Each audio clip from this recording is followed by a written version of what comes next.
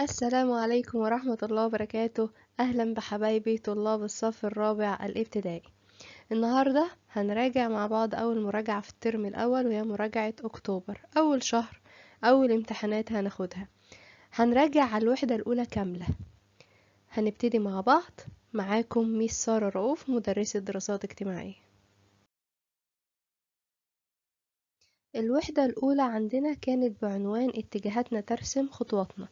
كان فيها 4 دروس. الدرس الأول الأماكن والاتجاهات من حولنا، الدرس الثاني الخريطة في حياتنا، والدرس الثالث تطور الخريطة، والدرس الرابع مصادر جمع المعلومات.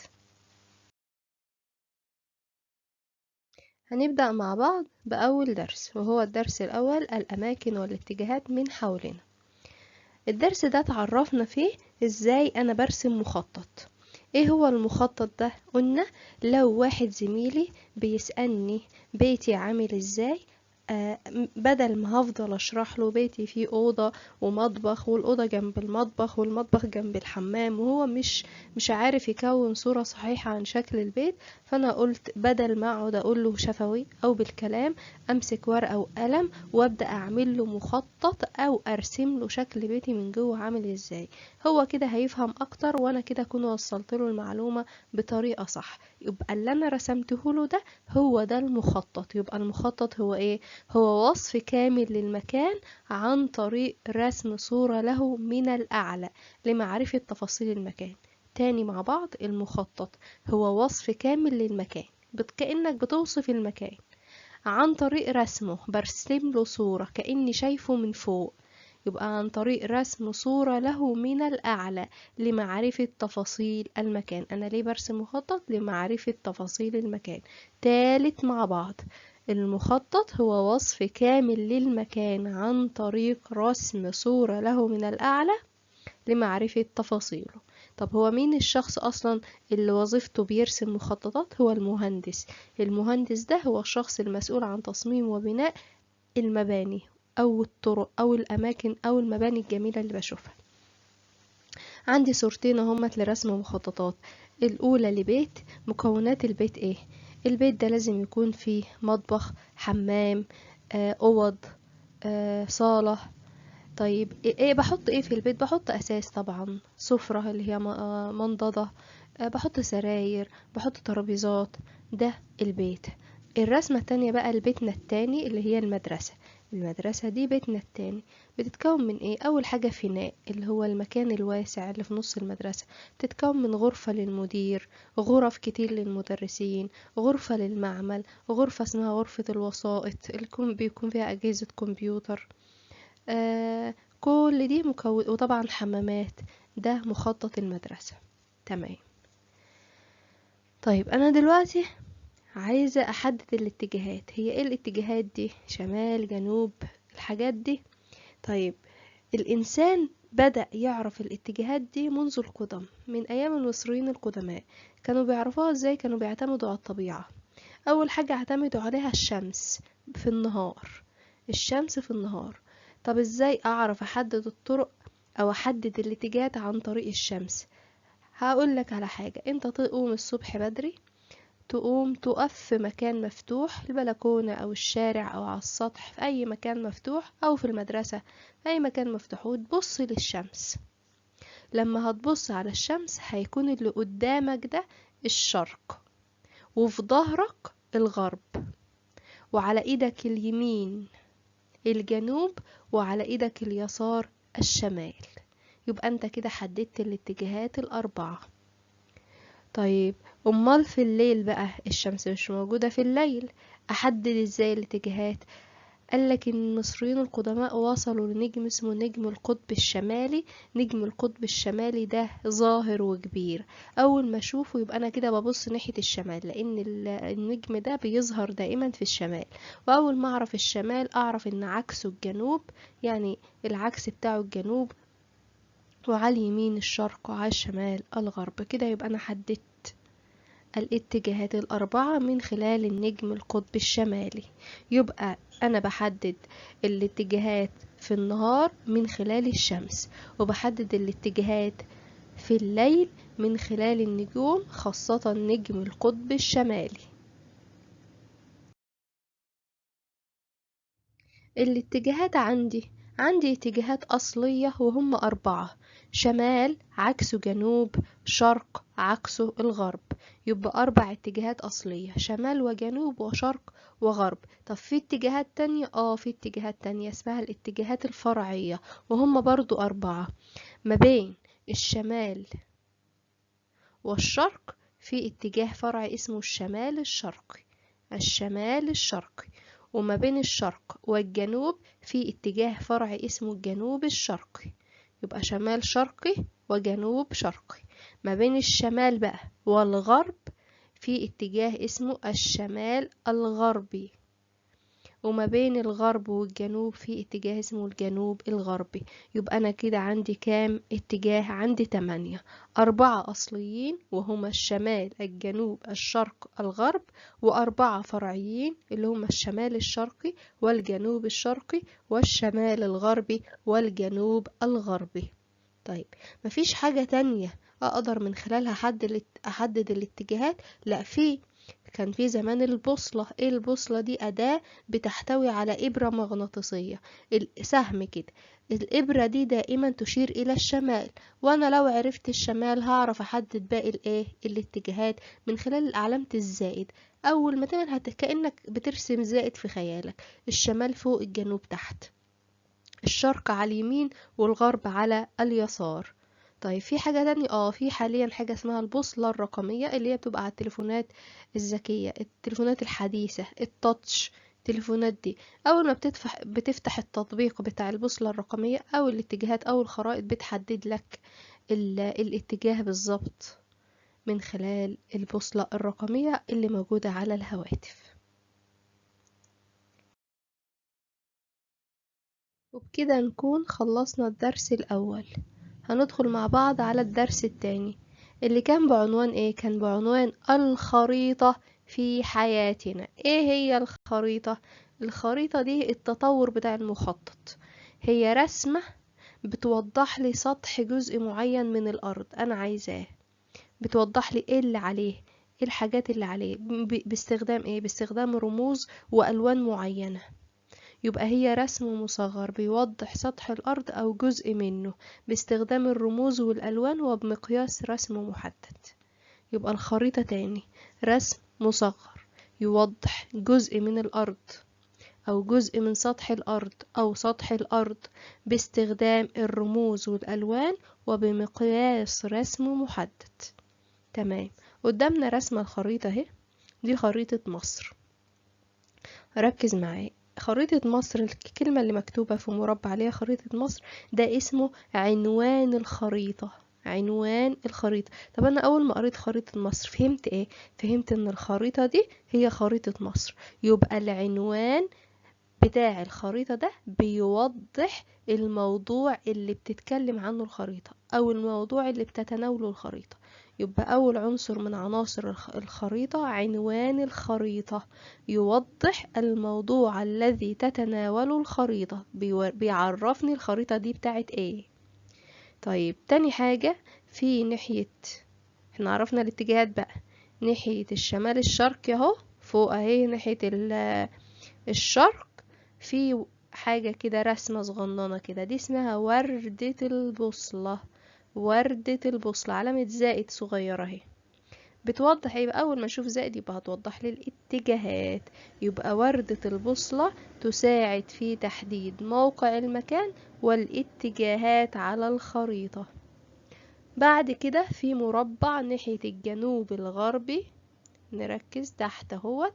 ايه المربع ده؟ المربع ده اسمه مفتاح الخريطة. هو ده كأنك بتفتح باب، انت تعرف تدخل مكان او تدخل من باب من غير ما تفتحه بالمفتاح، هو ده بالظبط، ده المفتاح بتاع الخريطة. ابص فيه كده واقرا اللي فيه افهم الخريطة. يبقى المفتاح ده بيوضح لي الالوان بتاعت ايه، لو في رموز الرموز دي بتاعت ايه. الرموز دي مثلا زي النقطة السوداء اللي موجودة في الخريطة. يبقى مفتاح الخريطة بيشرح معنى الرموز والألوان المستخدمة في الخريطة. آخر حاجة في تحت كده ايه، تحت المربع ده على طول اللي هو مفتاح الخريطة، في شرطة كبيرة كده عليها أرقام صغيرة بس هي مش واضحة أوي، ده اسمه مقياس الرسم. يعني ايه مقياس الرسم؟ بيوضح لي النسبة بين المسافة على الخريطة وما يقابلها على الواقع. يعني ايه؟ يعني مثلا لو المسافة ما بين القاهرة واسكندرية 4 سنتيمتر على الخريطة، ماشي، يبقى في الحقيقة كام؟ كل سنتيمتر هو قايل لك في المقياس الرسم بيساوي 100 كيلو متر في الواقع. يبقى السنتي على الخريطة ده في الحقيقة كأن 100 كيلو متر، هتمشي 100 كيلو متر عشان توصل من نقطة لنقطة، وهي على الخريطة 1 سنتي بس في الحقيقة 100 كيلو متر. يبقى هو، طب ازاي احسب بقى المسافة؟ هيقولك انا عرفت ان السنتي على الخريطة بيقابله 100 كيلو متر في الحقيقة او في الواقع. يبقى هو لو قالك المسافة بين القاهرة والاسكندرية مثلا 4 سنتي، هاخد الاربعة دول اضربهم في المية، المية دي اللي بتقابل كل سنتي، يبقى اضرب الاربعة في المية تطلع 400 كيلو متر، يبقى المسافة 400 كيلو متر. يبقى دي طريقة حساب المسافات على حساب المسافات من خلال قياس الرسم. يبقى تاني عناصر الخريطة: عنوان الخريطة بيوضح الموضوع اللي بتتناوله الخريطة. وردة البوصلة بتحدد لي موقع الأماكن والاتجاهات. مفتاح الخريطة بيوضح لي الرموز والألوان اللي موجودة على الخريطة بتشير لإيه. وآخر حاجة مقياس الرسم بيشير إلى النسبة بين المسافة على الخريطة وما يقابلها في الواقع. وعرفنا إزاي أحسب المسافة من خلال مقياس الرسم على الخريطة. بعد كده هنتكلم مع بعض على ألوان الخريطة. الألوان اللي بتبقى موجودة على الخريطة: اللون البني دايما بيشير إلى الأماكن المرتفعة زي الجبال والهضاب، واللون الأخضر بيشير إلى الأماكن المنخفضة زي السهول اللي هي الأراضي الزراعية مثلا. واللون الأزرق دي سهلة، بيشير دايما إلى المسطحات المائية زي البحار والبحيرات. يبقى 3 ألوان: بني أماكن مرتفعة جبال وهضاب، أخضر أماكن منخفضة زي السهول، أزرق مسطحات مائية زي البحار والبحيرات. طيب بعد كده هنتكلم على أهمية الخريطة في حياتنا. هنستفيد إيه من الخريطة؟ هنقسمها، هنشوف كل واحد ممكن يستخدم الخريطة ازاي. اول واحد المزارع ده بيستخدم الخريطة عشان يحدد مكان الاراضي الزراعية بتاعته. يبقى المزارع تحديد موقع الاراضي الزراعية. طيب معلم الدراسات مثلا هستفيد من الخريطة ازاي؟ هحطها لك عشان اشرح لك عليها، يبقى هيستخدمها في الشرح.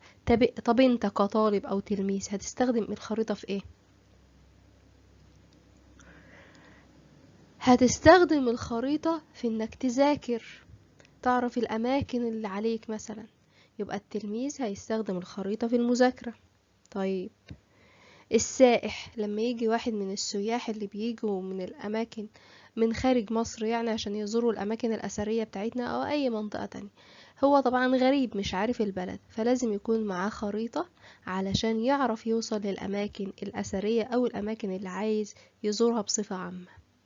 بعد كده مثلا الجندي هيستخدم الخريطة في ايه؟ هيستخدم الخريطة عشان يحدد المواقع العسكرية بتاعته. يبقى الجندي يستخدمها في تحديد المواقع العسكرية. طيب قائد الطائرة، كابتن الطيارة او قبطان السفينة هيستخدم الخريطة ايه؟ لازم اصلا يكون معاه في الرحلة بتاعته خريطة او مجموعة من الخرائط كلها. ليه؟ علشان يحدد مسار الرحلة، يحدد مسار الرحلة. بعد كده المهندس لازم يكون معاه خريطة علشان لما يجي يخطط لمبنى أو طريق يبقى دارس المكان كويس. يبقى المزارع هيستخدمها في تحديد المواقع أو تحديد الأراضي، موقع الأراضي الزراعية. والجندي هيستخدمها في تحديد المواقع العسكرية. قائد الطائرة أو قبطان السفينة تحديد مسار الرحلة. معلم الدراسات هيستخدمها في الشرح، والتلميذ هيستخدمها في المذاكرة. السائح هيستخدمها عشان يوصل للأماكن السياحية اللي حابب يزورها. المهندس هيستخدمها عند التخطيط لمبنى أو طريق. كده نكون خلصنا الدرس التاني، يلا بينا على الدرس التالت. طب هل الخريطة فضلت بشكلها أول ما الناس عرفوها لحد وقتنا ده؟ لأ طبعا، الخريطة مرت بتطورات كتير جدا. وده عنوان الدرس بتاعنا الثالث، تطور الخريطة. هناخد بقى المراحل اللي عدت بيها من قديم الأزل لحد وقتنا الحالي. أول حاجة عند المصريين القدماء. في الأول كده، هما ليه أصلا المصريين القدماء كانوا محتاجين يرسموا خريطة أو مخطط؟ علشان يحددوا مسار نهر النيل، يعرفوا مسار نهر النيل ماشي ازاي نهر النيل ده، وعلشان يحددوا موقع المناجم اللي بتطلع الذهب والمعادن. يبقى تحديد مسار نهر النيل ومواقع المناجم. طيب هما المصريين القدماء لما يحبوا يرسموا خريطة هيرسموها على ايه؟ هيرسموها يا اما على نبات البردي اللي هو ورق البردي، يا اما على جدران المعابد. يبقى المصري القديم لما يحب يرسم خريطة هيرسمها على ايه؟ على ورق البردي او جدران المعابد. بعد كده العلماء العرب. العلماء العرب احنا قلنا انهم كانوا شطار جدا في كل حاجة، ومن اشهر الحاجات اللي هما كانوا فيها كانوا شطار في رسم الخرائط. طب ايه الدليل على كده؟ الدليل اللي عندهم عالم اسمه الإدريسي، ده اول عالم رسم خريطة العالم. يبقى الإدريسي رسم خريطة العالم.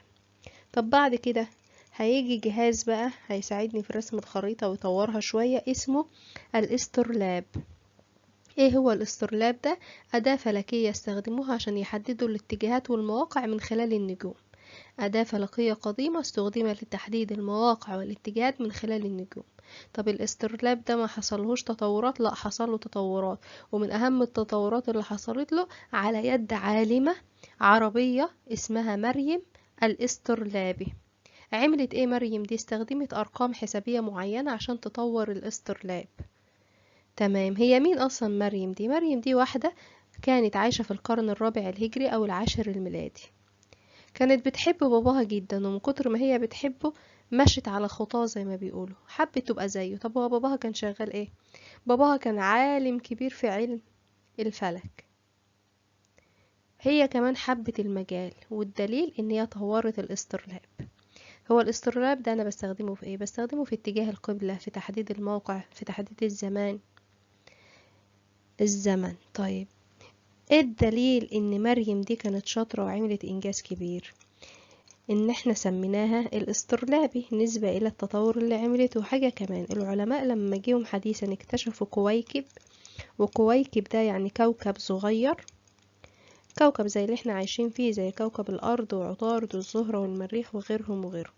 لما اكتشفوا كويكب، هما طبعا كل شوية بيكتشفوا كويكب، لما اكتشفوا كويكب سموه على اسمها، سموه كويكب مريم الاسترلابي. ليه؟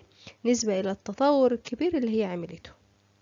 رابع بقى حاجة مرت بها الخريطة، GPS اللي موجود على كل التليفونات. هو نظام تحديد المواقع عالميا، بيعتمد على القمر الصناعي. اللي هو القمر الصناعي ده حاجة كده في الفضاء بيديني صورة للعالم كله، من خلاله بتقدر تحدد موقع أي مكان وانت قاعد مكانك، بس أهم حاجة التليفون بتاعك يكون متوصل بالإنترنت. يبقى الخريطة مرت على 4 تطورات: المصريين القدماء، العلماء العرب، الاسترلاب، الGPS أو نظام تحديد المواقع العالمي. بعد كده هنتكلم على أنواع الخرائط. عندي نوعين من أنواع الخرائط: خرائط يدوية، ومن اسمها كده يدوية يعني رسمت بالإيد. والنوع التاني خرائط رقمية، ودي يعني اترسمت من خلال الأقمار الصناعية. الخرائط اليدوية أقل دقة من الخرائط الرقمية، والخرائط الرقمية أكثر دقة. يبقى لما تيجي تقارن ما بينهم، الخرائط اليدوية ترسم باليد، والخرائط الرقمية ترسم من خلال الأقمار الصناعية. اليدوية أقل دقة، بينما الرقمية أكثر دقة. بعد كده بقى المصادر. عشان أرسم خريطة محتاجة حاجة أتعلم منها أو أشوفها عشان أرسم الخريطة. ايه هي المصادر دي؟ عندي نوعين من المصادر: مصادر جوية ومصادر فضائية، أو صور جوية وصور فضائية. صورة برسم من خلال صورة. الجوية دي تلتقط من الجو باستخدام الطائرات، بينما الفضائية بتلتقط من الفضاء، يعني لازم أطلع من كوكب الأرض أصلا. باستخدام ايه بقى؟ باستخدام الأقمار الصناعية. القمر الصناعي بيلتقط لي الصورة وبتجيلي لحد عندي على التليفون. تمام. يبقى اول حاجة صور جوية بتلتقط من خلال الجو. طيارة بتطلع هي بتبقى وظيفتها تصور مكان معين مطلوب منها مثلا. بينما الصور الفضائية القمر الصناعي بيصورها من خلال من الفضاء. الاتنين استخدامهم ايه؟ بيستخدموا الاتنين، يا اما تحديد موقع او مكان، يا اما رسم خريطة. طيب الجوية، الصور الجوية بتغطي مساحة محددة، مش بتبقى كبيرة قوي، انما الفضائية بتبقى واسعة جدا وبتغطي مساحة واسعة جدا. يبقى تاني، الصور الجوية بتلتقط من الجو باستخدام الطائرات، بتغطي مساحة محددة، بينما الصور الفضائية تلتقط من الفضاء باستخدام الأقمار الصناعية وتغطي مساحة واسعة. الاتنين بستخدمهم عشان أحدد الأماكن وأرسم الخرائط. كده نكون خلصنا الدرس الثالث. وصلنا مع بعض لآخر درس في الوحدة الأولى، وهو الدرس الرابع بعنوان مصادر جمع المعلومات. طيب، علشان نعرف ازاي مثلا عاش أجدادنا في الماضي، أو أعرف تاريخ أي أمة، أو موقع مدينة، أو تاريخ مدينة معينة، لازم أستعين بمصادر. أروح مكتبة مثلا أقرأ عن الحاجة دي، أيا كانت بقى المصدر. طيب، هي المصادر دي بقى بتنقسم إلى إيه؟ أو أنواعها إيه؟ قال المصادر نوعين، يا إما مصادر أولية، يا إما مصادر ثانوية. أولية وثانوية. إيه هي الأولية؟ مصادر أولية دي مصادر سجلت في زمن وقوع الحدث. يعني أنا لو هتكلم على فراعنة، المصادر الأولية دي حاجة اتسجلت وقت الفراعنة، هم اللي سجلوها. بتتميز بالدقة، طبيعي، ما هم اللي عاملينها، أو كانت واقعة زمن في وقت الحدث، فلازم تكون دقيقة. بس صعب جدا الحصول عليها، لأن طبعا احنا بنتكلم عن حاجة من قديم الأزل، فممكن تكون ضاعت، اتعرضت لعوامل مناخية محتها مثلا، مسحت اللي عليها، فعشان كده صعب الحصول عليها. زي ايه بقى؟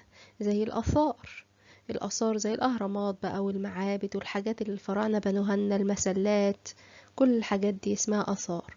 تاني حاجة النقوش الأثرية. يعني ايه النقوش الأثرية؟ لو حد فيكم زار مثلا معبد، بيلاقي فيه نقوش على جدران المعابد، أو فوق حاجة، أو على المسلات، أو جوه الأهرامات. النقوش دي بستخدمها أنا، بترجمها وبعرف منها معلومات عنهم. كتابات المؤرخين اللي كانوا موجودين في العصر ده، المؤرخ ده كانت وظيفته ان هو يكتب عن الملك ده مثلا، عن أحداث بتحصل هو بيكتبها. آخر حاجة البرديات، بيكتبوا عليها، فاحنا ممكن يحتفظوا بيها أو تكون متشالة في مكان كويس، فأنا أقدر أوصل لها وأعتمد عليها في جمع المعلومات. يبقى المصادر الأولية هي مصادر سجلت زمن وقوع الحدث، تتميز بالدقة ولكن صعب الحصول عليها. زي ايه المصادر الأولية؟ زي الآثار، زي النقوش الأثرية، وزي كتابات المؤرخين، وزي البرديات. بعد كده المصدر الثاني وهي المصادر الثانوية.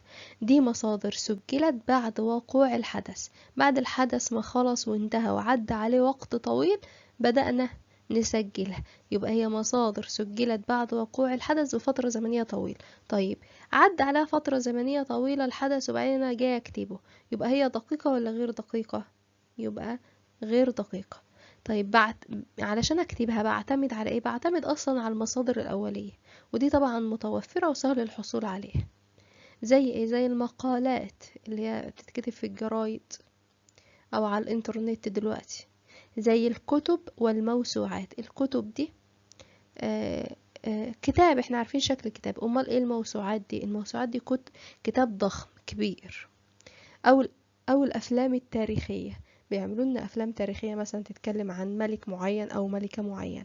طيب، ناخد بالنا ان الكتب قد تكون مصدر اولي لو اتكتبت وقت الحدث، وممكن تكون ثانوي لو اتكتبت بعد الحدث. يبقى الكتاب ممكن يكون مصدر أولي إمتى؟ لو تمت كتابته أثناء الحدث، وقت وقوع الحدث الكتاب ده اتكتب، فده يعد مصدر أولي. بس لو اتكتب بقى بعد الحدث ما حصل وانتهى وعدى عليه وقت طويل، ده يبقى مصدر ثانوي. بعد كده في سؤال مهم جدا ناخد بالنا منه ونحفظه كويس كويس كويس، وهو: بما تفسر أهمية جمع المعلومات من مصادر متعددة وموثوقة. يعني إيه؟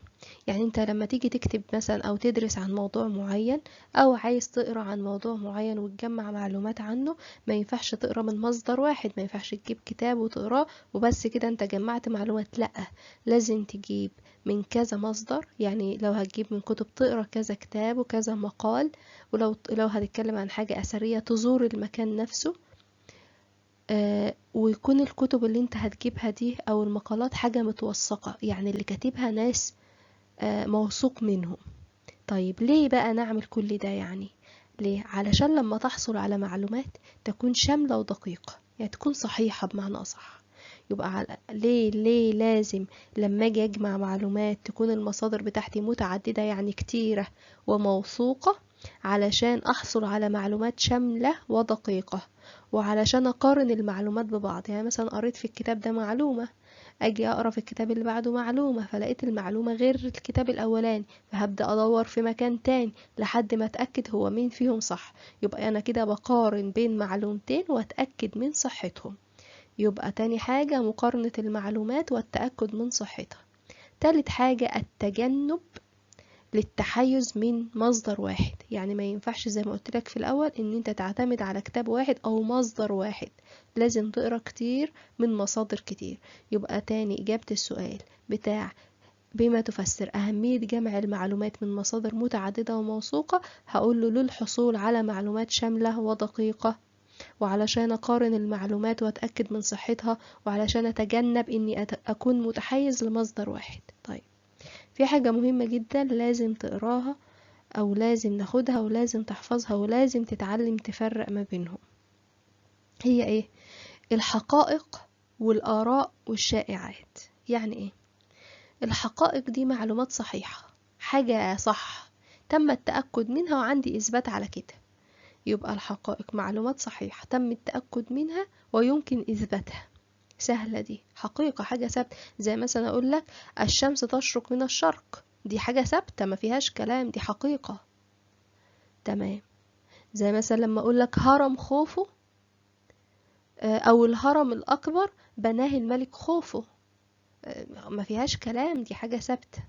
طيب الآراء بقى، الآراء دي بتعبر عن وجهة النظر لكل شخص، قد تكون صحيحة أو غير صحيحة. يعني مثلا لو أنا وإنت بنتكلم في موضوع عن إيه يعني كان حد قال قدامي مرة إن هو شايف إن ما ينفعش الطالب يروح المدرسة كل يوم، هو شايف إن هو يروح يومين 3 في الأسبوع ويريح بقية الأسبوع يذاكر أو كده، وشايف إن الدولة لازم تطبق النظام ده.